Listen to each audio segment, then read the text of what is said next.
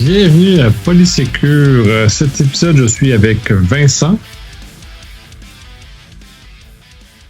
Salut! Prends un peu de temps à unmuter. Il est un peu rouillé, là, je trouve. Famous Plug, s'en vient le Sécure 2021 qui va être annoncé bientôt. Les sites vont être mis à jour prochainement. Ça va être organisé le 15 avril. Sinon, on est toujours dans le COVID. Malheureusement, à la date de l'enregistrement, on vient d'annoncer que Noël est annulé. Fait que pour une petite pluie l'année passée, on a annulé l'Halloween. Puis cette année, à cause de certaines habitudes, les gens ont un peu de misère à respecter. On se retrouve à fermer Noël. Donc, s'il vous plaît, lavez les mains, respectez la distanciation, mettez les masques. Ça va éviter d'autres épisodes plates de fermeture d'événements où on a besoin de voir tout notre monde. Et commençons plein dans les nouvelles. La première, puis je pense que vous ne serez pas beaucoup étonnés là, que les cybercriminels s'attaquent ardemment aux entreprises. Autant Vincent puis moi, on est dans ces univers-là où on se retrouve dans le côté défensif, où justement on se défend contre ces gens un peu malveillants qui essaient de tirer de profit du contenu des entreprises. L'essentiel de l'article est mis dans les show notes, là, faire une grande historique de ça, de partir comme ce qu'ils font, la durée de ça, puis ça nous point essentiellement un rappel. Je ne pense pas énormément de temps sur ce nouvel en tant que tel, pour un peu d'opinion, que il y a de l'argent, c'est des transferts de richesse immenses. Le quantité d'argent qui est volé par les cybercriminels à l'heure actuelle est immense, ça n'a juste aucun sens. On parle de trillions de dollars qui s'en vont, qui disparaissent dans le vol à l'heure actuelle. Sont toujours, c'est vraiment une business. C'est ça qu'il faut voir aussi, il faut changer un peu notre mindset. C'est vraiment une business. Ils sont là pour faire de l'argent, pour de vrai, et ils vont prendre les moyens nécessaires pour y aller. Donc, ce qui fait qu'à ce moment-là, ils ont même eux autres commencé à utiliser toute l'intelligence artificielle pour aider à accélérer l'extraction d'argent des entreprises par la malveillance.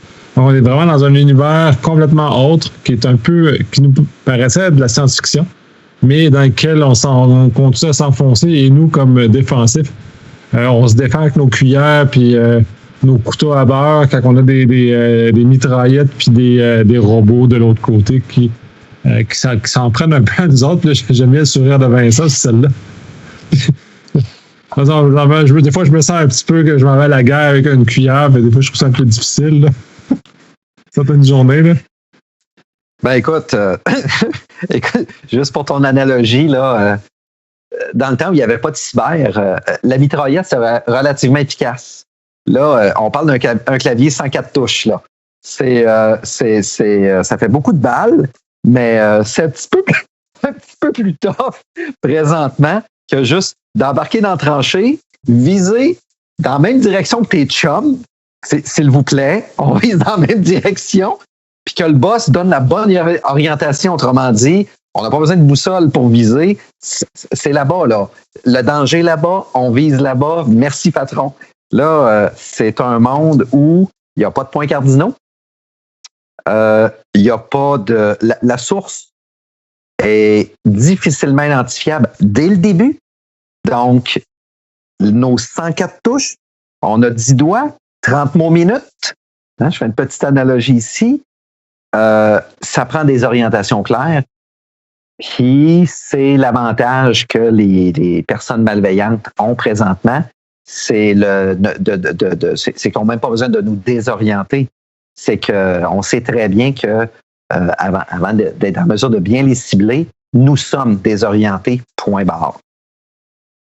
Il y a un peu de facilité déjà en partant sur ce genre de choses-là. On va enchaîner sur, dans le fond, ces deux nouvelles qui sont un peu similaires, mais dans ce cas-ci, dans un contexte plus résidentiel, puisqu'on est tous rendus maintenant, la majorité des gens en télétravail, sauf quand on a des pannes d'Internet à la maison, c'est le seul moment où on s'en retourne au bureau. Hein? Fait que sinon, on est dans la maison. C'est le seul prétexte qui fait que tu peux aller au bureau à l'heure actuelle. Qui fait que essentiellement les cybercriminels ont changé leurs approches, donc ils visent beaucoup les gens en télétravail, ça c'est une chose, puis il y a de plus en plus de rapports qui mentionnent ce genre de choses-là, donc c'est une réflexion différente à avoir. Donc maintenant, et puis d'ailleurs les réseaux domestiques sont fondamentalement moins sécurisés que les réseaux d'entreprise, donc c'est un vecteur intéressant pour les gens défensifs de prendre en considération. Puis ça, il y a des axes. Puis là, on a vu dans des zones où on veut permettre les gens de travailler en télétravail, souvent sur du BAOD en plus, parce qu'on veut offrir une souplesse supplémentaire. Mais en même temps, on est sur des équipements pas de confiance en extérieur des réseaux d'entreprises dans lesquels ils sont plus confiants. Fait que les malveillants l'ont compris. Puis l'autre nouvelle qui fait référence à ça, puis celle-là, ben, c'est plus une statistique intéressante, c'est qu'il y aurait plus qu'une centaine d'attaques, cyberattaques, sur les résidences à tous les mois. Fait qu'on est réellement ciblé, c'est qu'il y aurait plus que 3 attaques par jour qui sont faites sur les IP résidentielles. Donc, nos adresses nos connexions Internet à la maison sont ciblées de façon très, très certaine et ils s'intéressent vraiment au fait que maintenant, on est beaucoup plus susceptible à ce genre de choses. OK. Juste une petite question comme ça. Je veux pas. C'est pas ma force, là, le Red Team, le Blue Team, etc. Moi, je suis plus dans le reporting, le risque, la gouvernance. Est-ce que tu es en train de dire que les plages d'adresse, parce que je le sais que les plages d'adresse d'un pays à l'autre, il y a une forme de réservation, etc. Es-tu en train donc là, ce que j'apprends, c'est qu'en plus, le résidentiel commercial, il y a une forme de définition qui est déjà connue. Et puis, c'est probablement ces grappes d'adresses-là sur lesquelles les attaques sont plus fréquemment produites ces temps-ci. C'est ça que je suis en train de comprendre? Ben, je ne sais pas là, à quel point ils ont ces bases de données. Je sais que ces bases de données existent. Du moins pour les grands fournisseurs infonuagiques, toutes leurs plages IP sont connues. Amazon, Microsoft, Google. Fait qu'ils connaissent toutes les plages, puis sont quand même assez massifs ces plages-là parce qu'ils consomment beaucoup de IP pour leur service infonuagique. Puis là, il y en a plein d'autres. Puis ensuite, il y a des bases de GeoIP, puis on est déjà capable d'avoir de localisation sur les adresses IP. Fait que tout ça réuni, j'imagine qu'ils doivent pouvoir arriver jusqu'au fait. OK, ça, c'est une plage qui est typiquement résidentielle, ça, c'est une plage qui est typiquement commerciale. Puis si on fait un peu de reverse DNS, des choses comme ça, c'est juste de voir chez Bell, Vidéotron, comme ça, des plages sont typiquement des plages résidentielles, sont faciles à repérer, puis ensuite, tu fais de l'amalgame avec ARIN, avec toutes les informations qui sont disponibles dans l'OSINT. Puis, c'est pas très difficile. Fait que ça devient des sites beaucoup plus attrayantes à ce moment-là. Même Shodan doit être une source infinie d'informations sur ce genre de choses-là. Ouais. Tu viens de mentionner un terme intéressant. GeoIP. Oui. GeoIP. Il y a beaucoup de fournisseurs d'un point de vue indicateur marketing qui aiment justement avoir la géolocalisation de l'adresse IP qui consomme leur service. Il s'agit que les logs soient mal configurés. En fait, la conservation des logs soit mal sécurisée. Et puis, tout bonnement, il y a des plages d'adresses. On ne veut pas connaître le destinataire, mais on a des plages d'adresses qui deviennent à ce moment-là disponibles par géolocalisation typée. C'est vrai, j'ai vu ça. Même je suis un grand fournisseur. J'ai une bonne gestion des logs, mais des logs extrêmement bavards, même de façon native, justement. C'est vrai, c'est une très belle source d'information. Oui. Fait que, puis ça, j'imagine que les malveillants, depuis le temps, ils ont déjà toutes nos NAS. Fait que j'imagine qu'on a réussi depuis longtemps à trouver nos adresses IP aussi. Là. Fait qu'ils doivent pouvoir déjà trouver ces informations-là. Puis, comme c'est mentionné, maintenant, il y a du AI qui cherche.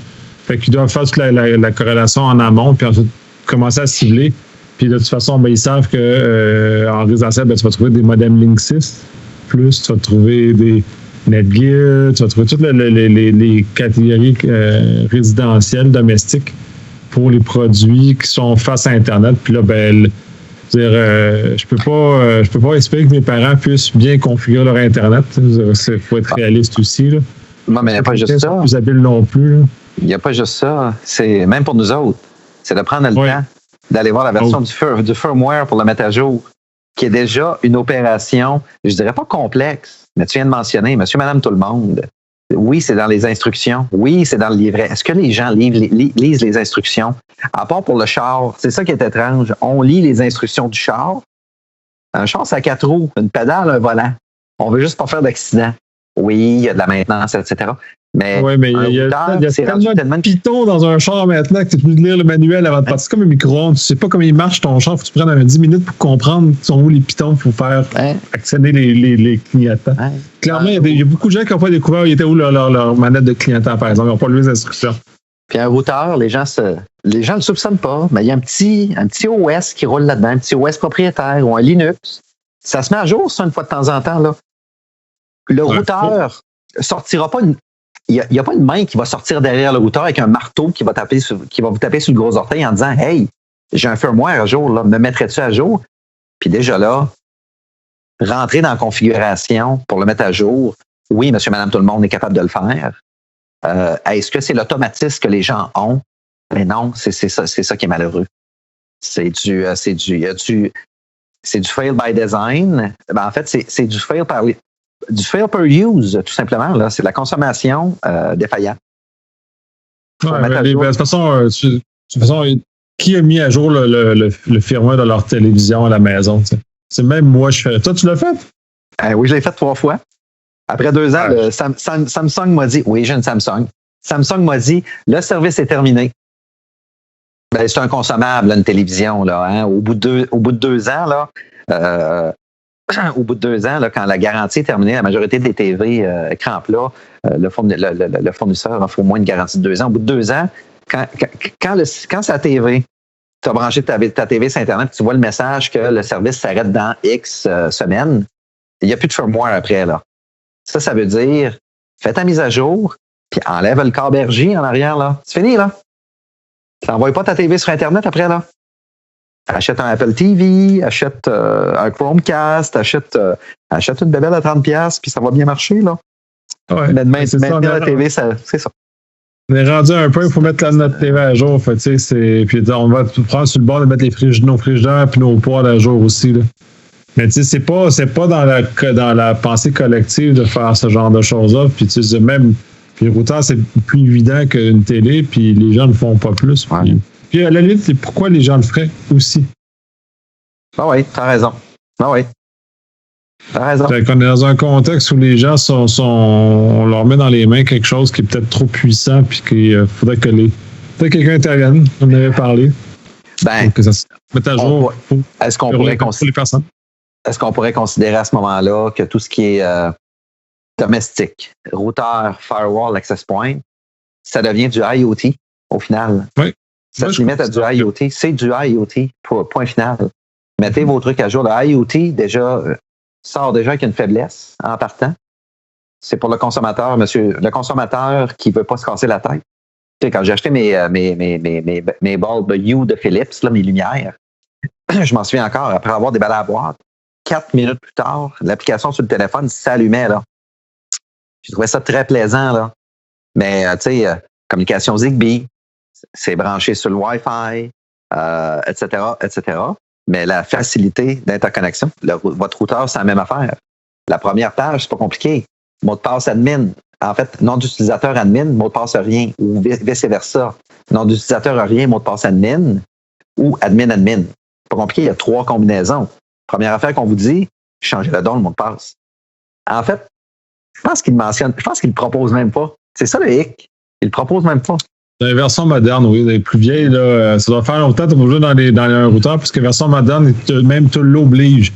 Mais tu sais, l'utilisateur étant ce qu'il est, qu'est-ce qu'il va faire? Il va prendre un mot de passe facile. Il ne faut pas se faire non. Moi, j'ai acheté un firewall, puis je le mets à jour, puis j'ai installé une version, on va dire, trafiquée, qui a été faite du Linux pour avoir des fonctionnalités de plus que je trouve intéressantes. Ça veut dire que je peux plus jouer avec. Mais mon mot de passe, il est gros, il est long, il est laid, il est sale. Ouais, c'est ça, mais à la limite, il faudrait peut-être avoir pour réfléchir de façon massive qu'on ait des formes de YubiKey ou de clés comme ça qui feraient comme ça. Tu arrives dans ton routeur, tu plantes la clé dedans, ciao bye, ton mot de passe il se rend tout seul parce que la clé sert de moyen d'authentification. Puis là, tu peux l'opérer en mode administrateur, tu enlèves la clé, pouf. Puis ça, ou tu peux l'avoir en mode FIDO, là, mais là, ça, c'est une autre façon. Dans ton ordinateur, tu enfiches ta clé dedans, puis ça te permet de rentrer sur ton routeur, ça te permet de rentrer sur un équipement comme ça. Ce stratégie qui c'est déjà pour le commun des mortels, puis même pour moi, pour tout le monde. Tu plugues dessus, tu fais tes faut que tu l'enlèves, t'as pas de mot de passe en ton intérieur, t'as pas de gestionnaire de clés, t'as pas de gestionnaire. Je vais te faire une autre proposition, moi. Je trouve ça intéressant. On est des gars de sécurité. Oui, la YubiKey, c'est un maudit bon moyen. Un beau moyen physique. Autrement dit, il faut vraiment s'attaquer à nous autres, là, si on veut pénétrer dans le système, etc. Puis s'attaquer physiquement à quelqu'un, c'est pas tout le monde qui a le guts, là. Mais qu'est-ce que tout le monde a? Un cellulaire, un téléphone intelligent. S'il y avait une forme de pairage sécurisé, quand on acquiert justement un système, puis là, je parle d'un pairage sécurisé. J'ai dit sécurisé.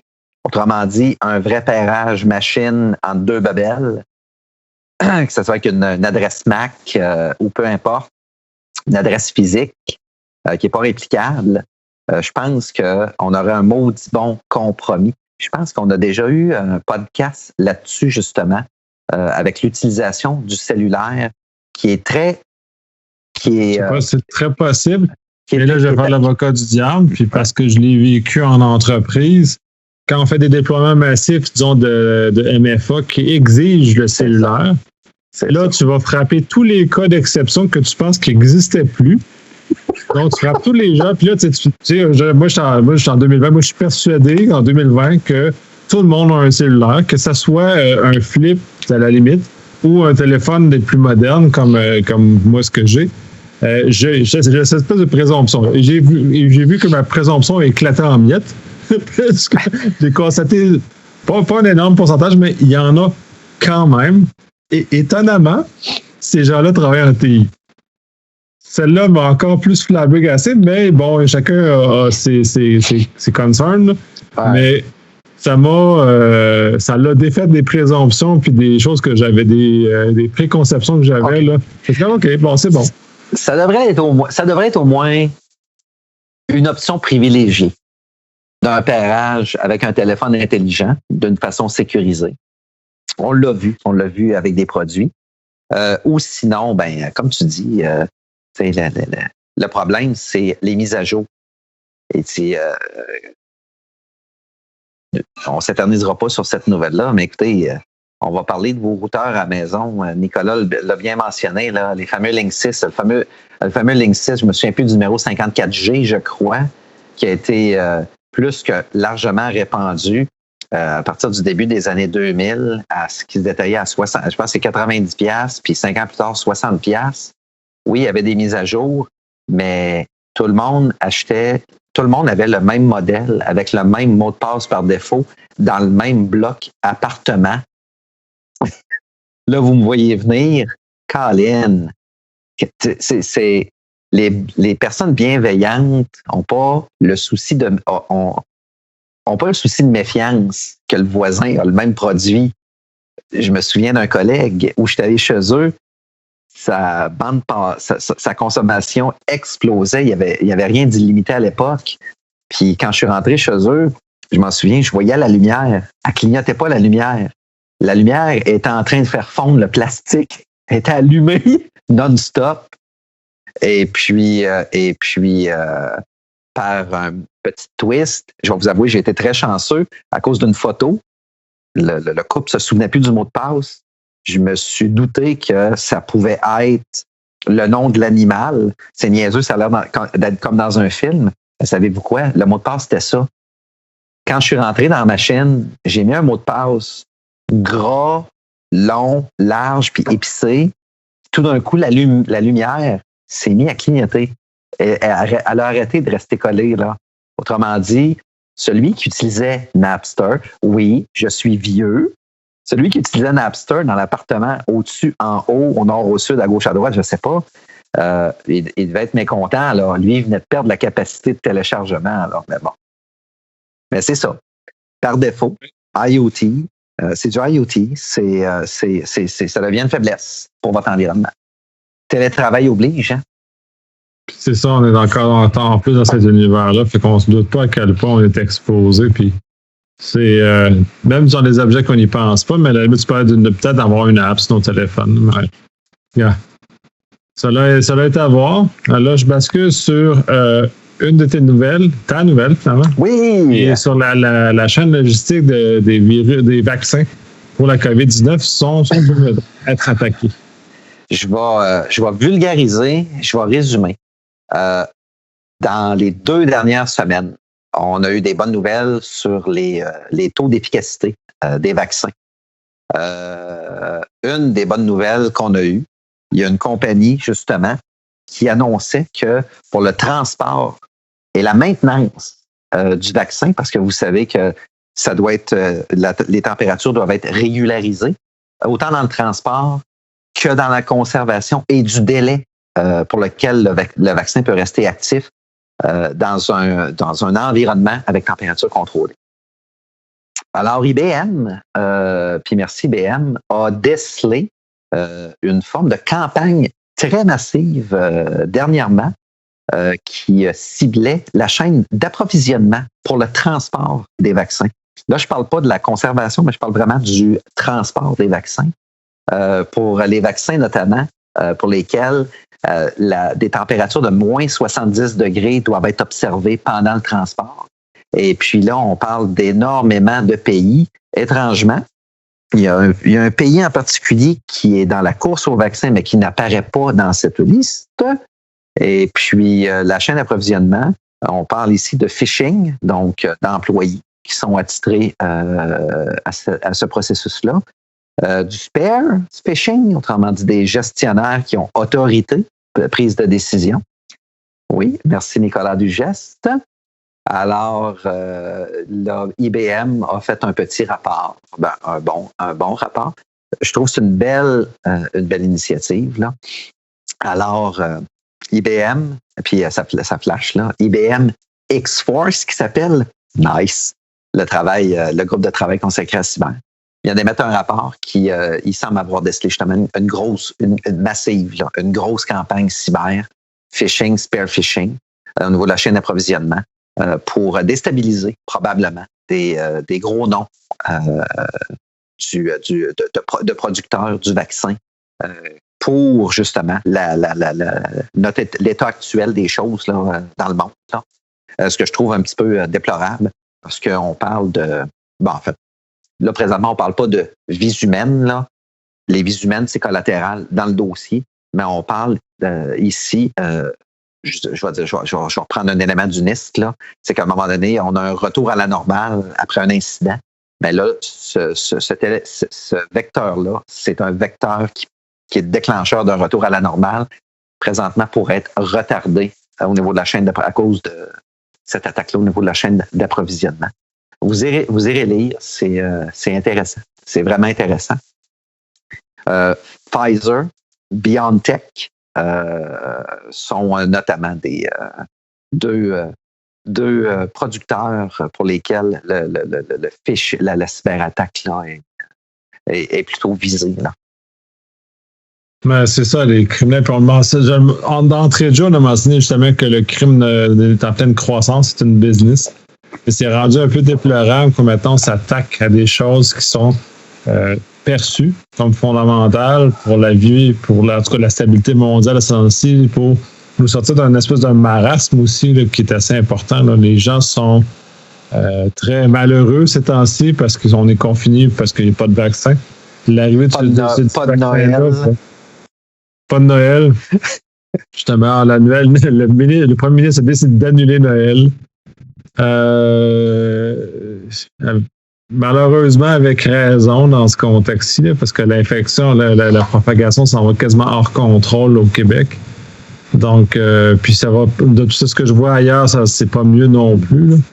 Je sais pas ce qui se passe, je sais pas parce que c'est l'hiver qui arrive, puis là on est plus propice à l'attraper. Ouais. Puis vous savez, je vais être prudent, là, je veux pas nommer de nom de pays, discriminer quoi que ce soit, c'est marqué dans l'article. Il y a de l'argent à faire, mais c'est probablement pour déstabiliser des compagnies pour lesquelles un autre pays qui produit également un vaccin pourrait bénéficier justement de ce bris dans la chaîne d'approvisionnement, justement, et par conséquent, finir par faire plus d'argent. parce qu'à coup de millions de doses qui ont été commandées d'avance, les coûts de financement, il y a beaucoup de piastres à perdre. C'est des compagnies, pour la majorité, cotées en bourse. Beaucoup d'argent, beaucoup de spéculation à la baisse pourrait justement survenir. Beaucoup de perdants collatéraux dans ce dossier-là, si jamais ça s'avérait justement fructueux pour les pirates là, de scraper justement la chaîne d'approvisionnement. En fait, on ne parle pas de scraper les camions qui maintiennent ça à moins 70. On parle de négocier avec les acteurs qui doivent s'assurer du climat propice pour le maintien du vaccin à changer justement les températures ou à défier ce qui est proposé dans la notice initiale envoyée par le patron. Là. Ouais, ben en tout cas, bref, tout ça est excessivement malheureux puis très triste comme nouvelle de voir que l'humain n'est pas mieux que ça, mais qu'il court après la pièce, même si c'est au détriment de la vie de ses semblables. Là, c'est assez terrible. Hein? Un grand sage m'a déjà dit, la première chicane de frontière, la première chicane de frontière qui a débuté, c'est lorsque le premier être humain a décidé d'ériger une clôture autour de sa propriété. Oui. Oui.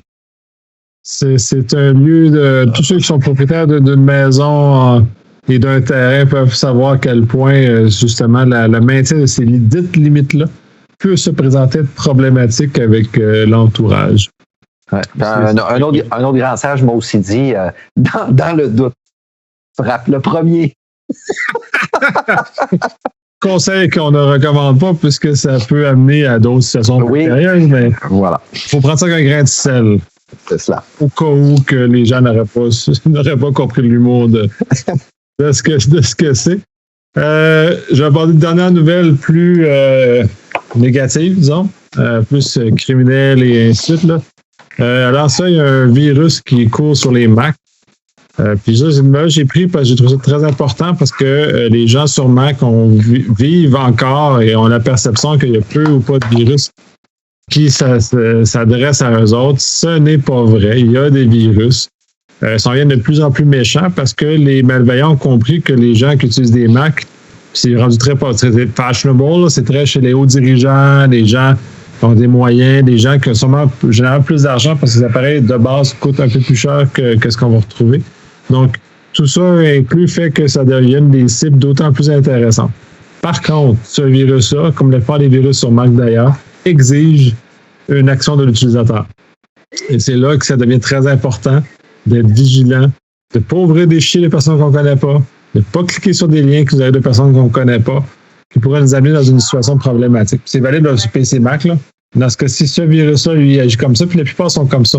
Les plus grosses vagues à l'heure actuelle, le Emotet, Trickbot, Ryuk, s'appuient énormément sur justement de tromper l'utilisateur, de cliquer sur un lien ou d'ouvrir une pièce jointe, un document Word, Excel, qui est infecté. Donc, c'est comme ça qu'ils les amènent, comme ça prend nécessairement une intervention de l'utilisateur. Les propagations automatiques au verre qu'on connaissait il y a des début des années 2000 sont beaucoup moins courants. Ça utilise peut-être c'est le vecteur, comme la COVID, c'est l'humain qui propage et qui distribue ça à qui veut bien l'avoir. Donc, juste d'être prudent là-dedans. Tu as l'air de vouloir intervenir? Ou c'est juste non, pose de grand sage? Non, j'ai une image. Tu sais, avec l'âge qu'on a, là, moi, ce que je trouve le fun, c'est qu'on a une belle... on a une belle... Comment je dirais ça? Je veux pas dire compétence, je veux pas dire expertise, j'ai pas envie d'être arrogant, mais, tu sais, on a connu, Nicolas, l'arrivée du VIC-20, du Commodore, du TRS-80, du 80-86, du 80-84, pardon, le 80-86, le 2, le 3, le 4, puis tout d'un coup, le Pentium, la division par zéro qui est problème. On a connu ça, on a grandi là-dedans, on a été con là-dedans au début, puis à un moment donné, on est devenu bon là-dedans, la compréhension. Quand tu mentionnes justement que ça demeure quand même l'humain le principal déclencheur. C'est pas j'appellerais pas ça le vecteur. Là. Le vecteur, c'est d'entrer en communication avec l'humain qui va déclencher l'action. Je pense au bon vieux Terminator 1984, qui était un petit peu complexe, un film d'action au départ, là, avec Arnold qui arrive du futur puis qui tue plein de monde. Mais quand tu te mets dans les yeux d'adulte et à réfléchir, c'est tout simplement une intelligence artificielle qui a décelé que tout simplement l'humain était voué à sa propre extinction. Fait que la façon dont tu mentionnes ça, c'est comme si c'est tellement années 80. Ces problèmes-là, c'est tellement drôle, c'est tellement années 80. Ça fait poche de dire ça de même, là, mais c'est tellement la meilleure méthode. Ouais. C'est tellement la faiblesse appropriée. C'est tellement années 80. C'est épouvantable, là. C'est ça le petit sourire que j'avais en coin, là. Puis, il y a des visionnaires. Il y a des visionnaires scripteurs de films à l'époque qui avaient déjà décelé ça. Asimov l'avait fait. Kubrick l'avait ultra bien exploité dans 2001, Odyssée de l'espace. L'intelligence artificielle ne peut même pas faire confiance à son concepteur, à son Dieu, en fait, à cause justement de ses faiblesses. Ouais, ça, oui, effectivement, surtout dans l'œuvre d'Asimov, tu as plein de notions qui deviennent absurdes parce que se protègent et ainsi de suite. La science-fiction a exploré énormément ça, mais oui, l'humain est son pire ennemi dans le contexte. Comme dans le cas de la nouvelle sur la COVID, on est notre pire ennemi parce qu'entre nous, pour le dollar, on est prêt à pénaliser des gens d'un accès d'un vaccin qui pourrait sauver des vies, puis même aussi probablement sauver l'économie. D'un, puis là, celle-là, ce même vecteur-là, ce même déclencheur-là, je préfère effectivement ton terme là-dessus, c'est un peu moins grave et solennel sur la façon que c'est. Fait que c'est toujours d'être prudent, puis on revient toujours, soyez prudent. C'est un peu comme tu l'as connu, le virus I Love You, qui était justement basé, c'est un des premiers qui utilisait ces stratégies-là d'envoyer un courriel qui te faisait croire que tu avais reçu quelque chose qui te rendait heureux, en tout cas, c'est I Love You. Puis en ouvrant le document Word, tu t'infectais et tu te propageais le bonheur à tout ton entourage. Dis-moi donc, rappelle-moi donc, I Love You, on parle des années 99-2000? Oui. Parfait. Je vous dirais pas à quel endroit je travaillais à ce moment-là, c'est en Europe. J'ai une collègue, souvenez-vous à l'époque, c'était Windows 98. Windows 98 avait la capacité, Windows 98 avait un fameux MBR, le Master Boot Record, et il y avait la base de données initiale système. Ce qui veut dire que la base de données initiale au démarrage de la machine partait de l'ancienne bonne base de données du système pour le démarrage. Puis à la fermeture, faisait un backup, justement, de la base de données système. J'ai une collègue qui m'a appelé en disant que, après avoir reçu le courriel, ouvert la pièce jointe, tous les maudits fichiers qu'elle ouvrait se transformaient en JPEG, mais Windows Paint est incapable d'ouvrir les images à ce moment-là. Alors, en regardant la lumière du disque dur collée, j'ai eu un doute. Alors, par méfiance, ce que j'ai fait, c'est que j'ai enlevé le courant électrique derrière la tour. Oui, vous savez, une tour, là, c'est un ordinateur à l'époque qui pesait à peu près 14 livres. Ça avait à peu près 5 pouces par 12 pouces par à peu près 8 pouces de profondeur. Non, je ris, là. Et puis, dans ma logique, je me suis dit, je suis convaincu qu'au niveau du MBR, il a protégé les fichiers système. Fait qu'en remettant le courant électrique, en redémarrant la machine, je vous confirme que la machine a super bien redémarré. Et puis, on a vu dans les fichiers, en fait, dans C/Windows/System, à l'époque, System 32 n'existait pas, by the way, il y avait à peu près 12-13 000 fichiers, ce qui était anormal parce qu'il y en avait à peu près 1000-1200 à l'époque, mais il y avait 12-13 000 fichiers avec un paquet de JPEG à 0 KB dedans, 0 kilobits.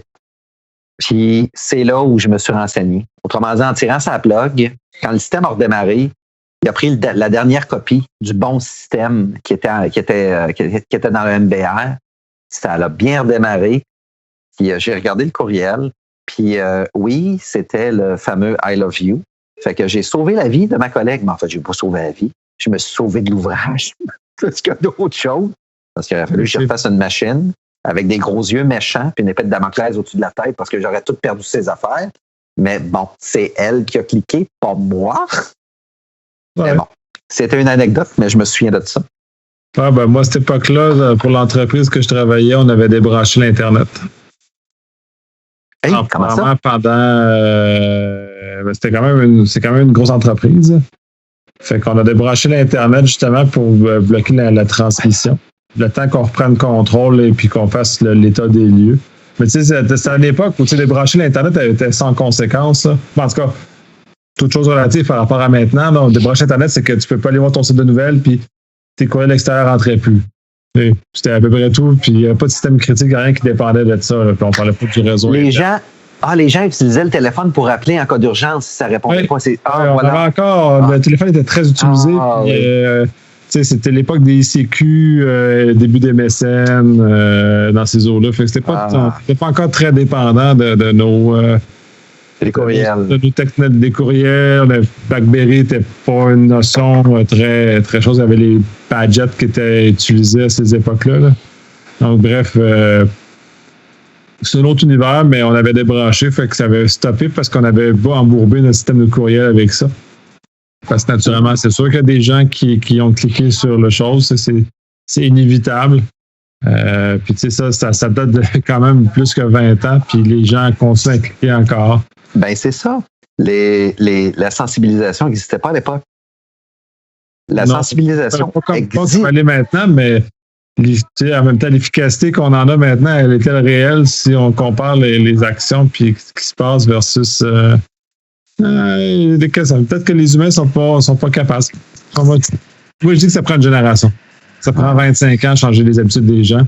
C'est une génération. Fait que, t'es tough, sa génération. Dans moi, une génération, pour moi, c'est 15 ans, là, pas 25. 15 ans, bon, 15 ans. Alors, 25, c'est bon. Moi, j'achète ça. Alors, je t'agace. Bref. Mais. Ouais, je ne m'assiste pas sur ça, gars. Mais c'était une belle époque. C'était quand même une belle époque. On était en apprentissage. Ça commençait. L'argent n'était pas convoité à l'époque. Ça fait. I love you, tu l'as connu comme moi. Il n'y avait pas d'argent, là. Il n'y avait pas d'argent au bout, là. C'était juste. Je suis con. Je veux faire le mal. Je pitch. De toute façon, c'est plutôt récent. L'aspect criminel et monétaire du volet de cyber, parce que ça fait pas si longtemps que ça qu'ils tirent de l'argent. On pourrait dire plus ou moins 5 ans, là, où il y a vraiment une vraie professionnalisation, là, mais vraiment marquée. Il y a sûrement des gens qui vont dire que ça fait plus ou moins, whatever. Mais à peu près dans ces eaux-là, où on a commencé à avoir vraiment des groupes organisés arriver puis vraiment pouvoir extraire de l'argent. Et là, c'est rendu une plaie parce qu'on est rendu j'espère, rendu au top de la courbe puis qu'on va juste redescendre après parce que c'est vraiment juste l'asile de pourfendre le malveillant. Et puis ça vient de me faire penser, excuse-moi Nicolas, continue ta chronique. Ah, d'accord. Parce que tu réfléchis. Non, je fais une recherche. J'avais promis aux gens la semaine passée que j'allais leur revenir avec un documentaire que j'ai vu à Télé-Québec. Parfait. Ben, on a enregistré ça dans les show notes. Moi, la suite à ça, c'était d'aller vers des moyens défensifs plus modernes et plus efficaces face à ce genre de choses-là. C'est rendu dans le jargon populaire. On parle de zéro trust, confiance zéro, ou toutes ces technologies-là associées, NSX chez VMware, ACI, chez Cisco, sont maintenant répandues. C'est vraiment, on en parle beaucoup. Gartner parle de Carta. Forrester parle de Zero Trust, je crois. Ainsi de suite. Donc, ces approches-là changent nos structures et font justement que tout ce qu'on a discuté précédemment se retrouve à être limité ou complètement bloqué puisqu'on renferme l'information le plus petit élément possible. C'est-à-dire que mon ordinateur ne peut communiquer qu'avec des choses autorisées. Donc, en limitant toute cette approche-là, on se trouve à limiter les problèmes parce que puis là, ça arrive au fait que les humains seront toujours des humains. Donc, si on ne les protège pas contre eux-mêmes, puis le Zero Trust, c'est une stratégie intéressante. Difficile à déployer, mais quand même, j'imagine, dans un contexte domestique, ça va être juste l'asile. Ça serait un bon test à faire, mais en tout cas, dans un contexte domestique, mais ça viendrait dans un univers où tous mes équipements, même s'il y en a un qui brise, n'entraîneraient pas le restant de mon réseau domestique à me compromettre, à faire fuiter mon information, à nuire à mon bonheur numérique. Faut pas se leurrer, on est tous rendus dans cet univers-là. Nos enfants le font, tout le monde est là, tout le monde travaille, tout le monde fait ça là-dedans. Là. Fait que c'est la réalité du monde dans lequel on est présentement. Écoute, je l'ai trouvé. Puis je vais te dire quelque chose de bien drôle, Nicolas. Non, bien plate, mais que tu vas rire. Les gens ne te verront pas. L'ordinateur que j'utilise, en fait, première des choses. Chercher voleur d'identité Télé-Québec. C'est le reportage que j'ai regardé il y a un mois par Nadé, qui était à Occupation Double. Très bonne, by the way, comment je dirais ça, pas enquêteur, disons, mais comme intervieweur, est vraiment très bonne. C'est bien vulgarisé. C'est vraiment voleur d'identité à Télé-Québec. Le truc comique, l'ordinateur à ma blonde, il est vieux. Il y a un Windows 7 dessus, puis je viens de comprendre pourquoi il y a des pages qui ne veulent pas s'afficher. Vous savez, il y a des nouvelles normes, notamment, je crois, TLS, etc. Puis, il y a des mises à jour plus disponibles. Et puis là, je vois Nicolas en train de rire. Là, je viens de comprendre pourquoi j'ai de la misère avec ça. Il y a des certificats qui ont été deprecated récemment. Il y a des certificats qui ont été deprecated récemment. Fait que t'as pas un navigateur top, là, t'es dans la merde, là. Puis c'est ça. Puis ma blonde, à l'époque, elle n'a pas bénéficié de la mise à jour gratuite à Windows 10, bien entendu. Fait que là, faudrait trouver. Il me semble que, je sais que Windows, Internet Explorer, maintenant, c'est rendu Edge. Ils ont terminé, Explorer 11, c'était terminé, je pense, il y a des jours d'enregistrement, là, dans cet entourage-là. T'es pas capable de rien faire avec ça, t'es vraiment. Non, Edge rouvre pas, puis Chrome rouvre pas, puis. Je viens de comprendre pourquoi. Je viens de comprendre pourquoi. Non, il va falloir trouver je vais trouver une autre subterfuge. Je vais trouver un nouveau subterfuge pour bypasser les refus du Windows à ma blonde. Non, je parle pas de piraterie ou de quoi que ce soit, là, mais on va trouver une autre méthode, là. Mais effectivement, je viens de comprendre pourquoi. Alors, désolé. L'entrevue s'appelle Voleur d'identité Télé-Québec, avec des vrais criminels. Les reportages sont très bons. C'est très court. C'est pas long. Ça explique vraiment les motivations des voleurs d'identité, ce qu'ils peuvent faire avec, pourquoi ils le font. Oui, certains disent qu'ils se sont repentis après leur séjour en prison parce que, bien entendu, la prison vous attend si vous cherchez à usurper l'identité. Nicolas et moi, on vous le dit, on usurpe l'identité de quelqu'un pour de l'argent maintenant, pas pour autre chose. Parce que c'est vraiment qu'est-ce que ça va me donner. T'sais, ultimement, c'est qu'est-ce que ça va me donner, ce qu'on veut, c'est de l'argent. Fait que c'est très bien présenté. Puis j'ai trouvé ça intéressant. J'ai trouvé ça le fun. Même si c'est des éléments que je connaissais déjà, c'est de voir justement des vrais bandits sous le couvert de l'anonymat, mais là, heureusement, là, expliquer dans leurs mots pourquoi ils le faisaient. Alors voilà. Oui, c'est important de voir ça. C'est important aussi de sensibiliser les gens parce que je pense que tu l'avais dit lors de l'épisode. Il y a une certaine forme, les gens ne mesurent pas l'impact. Il y a un drill, puis il y a un paquet de choses. C'est important qu'ils mesurent aussi ce genre de choses, puis qu'ils comprennent. Vous savez, il y a les 7 attitudes au niveau d'un fraudeur. pour qu'ils puissent passer à l'acte, il y a 7 degrés d'attitude selon, je vais dire, les Big Four, du temps que Nicolas et moi travaillons pour les Big Four, pour en arriver là, autrement dit, pour s'auto-justifier d'en arriver là. Et c'est pas différent pour les voleurs d'identité. Il y a un gain. Puis pourquoi ce gain? Ben, basé sur notre situation. On est lésé, on a des faiblesses, on veut de l'argent, etc. Je pense qu'au niveau de la gestion de risque sur la fraude, les indicateurs justement d'un fraudeur, c'est pas très changeant. Les Big Four, les compagnies comptables là, que je veux parler, l'ont très bien perçu, puis c'est transcendant dans le temps. Ça revient tout le temps aux mêmes raisons. C'est pour s'auto-justifier, justement. Là. Puis c'est la même chose que vous allez revoir là-dedans. Ben, ceux qui connaissent un peu plus le sujet, vous allez bien reconnaître. Ceux qui connaissent moins le sujet, ben vous allez apprendre justement que ces gens-là, au départ, ils attaquent le système. Hein? Ils lèsent pas la personne pour laquelle il usurpe l'identité. C'est le système qui attaque.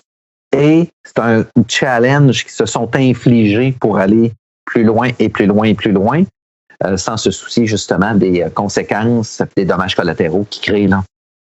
Puis Nicolas l'avait bien dit la dernière fois. Avec les cyberassurances qui existent, celui qui est lésé perd pas son argent, la banque qui s'est faite frauder récupère son argent, puis l'assureur va augmenter ses primes. Puis ça va prendre, c'est pas long. Les actuaires sont très bons là-dedans.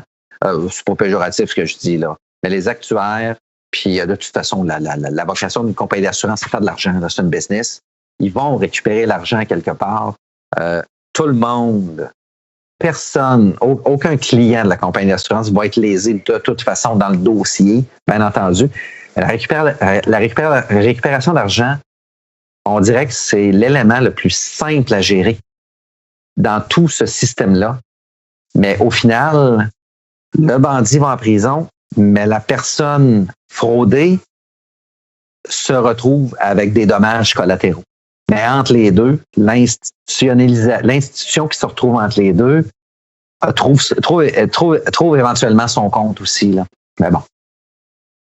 Ouais, ben c'est un peu ce qu'on parlait. Je parlais au début, la quantité d'argent qui est maintenant drainée par le crime, que ce soit le crime organisé ou le crime à plus petite échelle pour ces gens-là qui soient sur un trip ou le fond, là, c'est en soi rendu une plaie là, pour nous. Mais c'est ça. Non, c'est bien. Ce reportage est intéressant pour éveiller les conséquences réelles de ce qu'on pense qui est virtuel. Que les gens ne mesurent pas la pleine.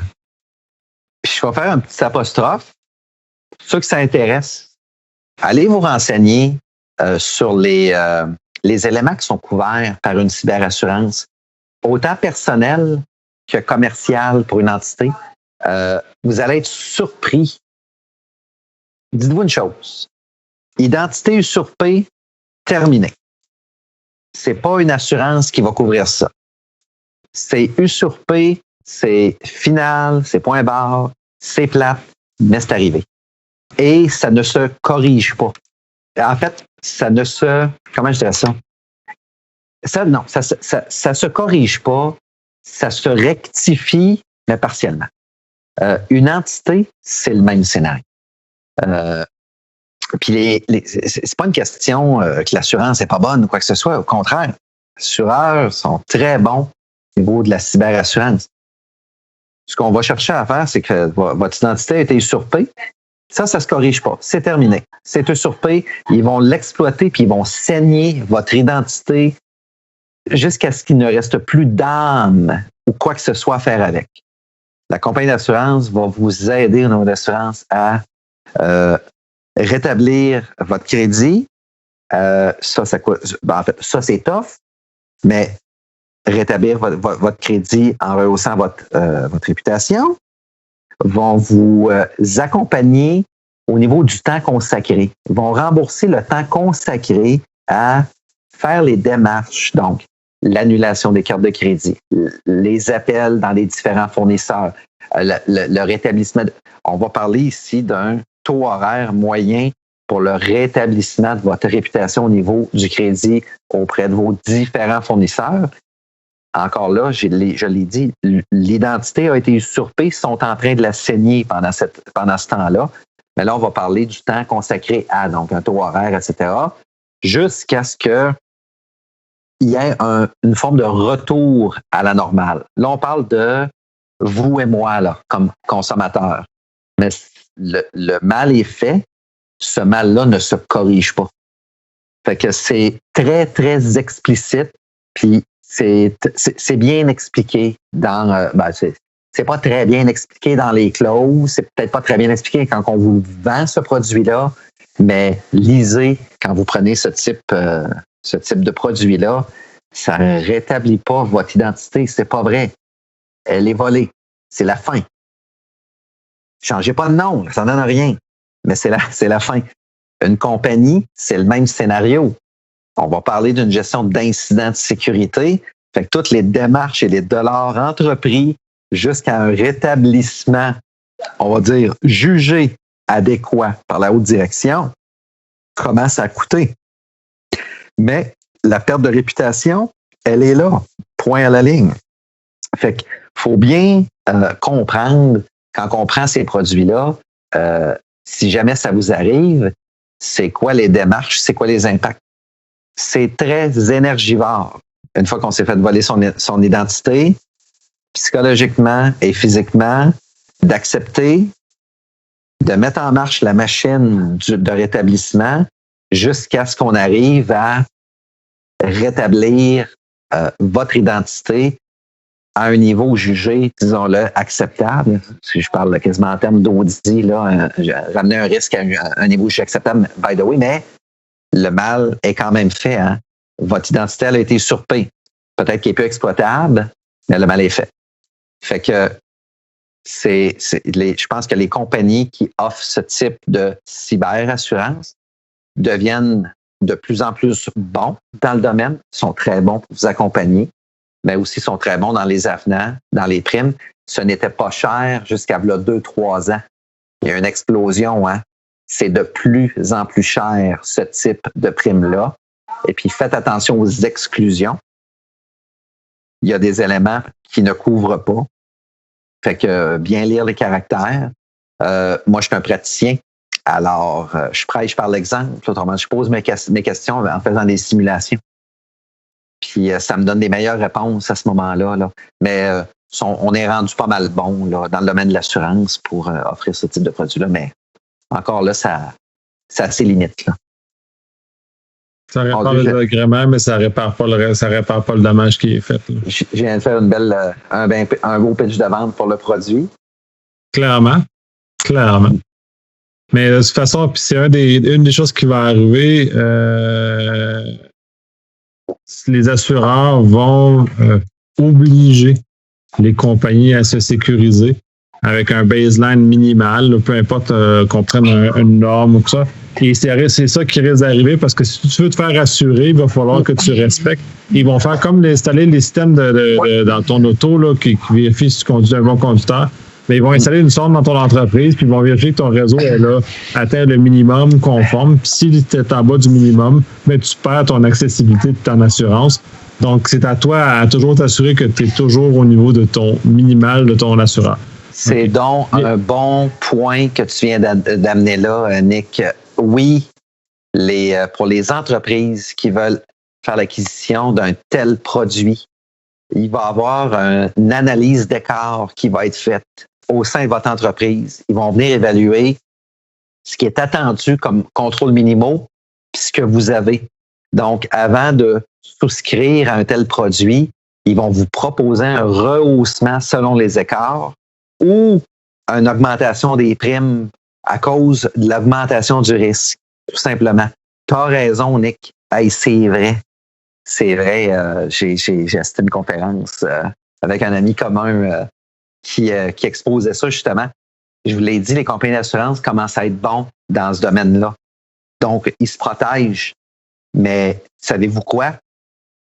Quand ils veulent se protéger, puis ça ne fait pas votre affaire parce que ça va coûter des millions, c'est parce que ils viennent de vous donner un bel indice, là, que probablement que vous êtes à risque. Puis si ça vous arrive, vous n'êtes pas intéressant à assurer. C'est un indice, ça, qui veut dire c'est le temps là, de mettre de l'argent dans la cybersécurité, justement. Pas de dépenser des millions, mais laissez la compagnie d'assurance faire l'analyse des cas. Ça va vous donner la recette.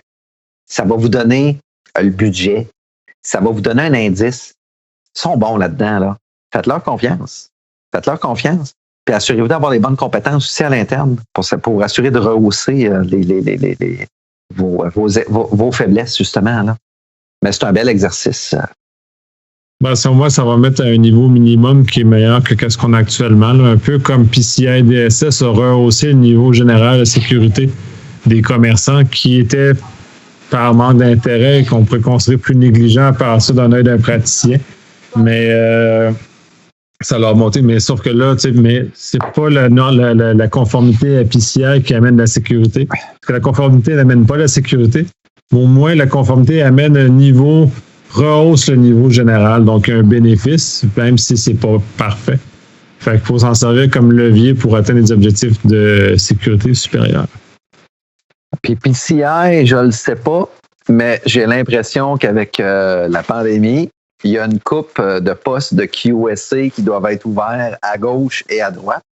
Je dis ça de même, là. QSA, c'est le titre de l'auditeur spécialisé pour la norme PCI DSS, donc le fameux paiement par carte de crédit, le paiement en ligne, etc. Transaction par carte de crédit, on va parler de Mastercard, American Express, puis Visa.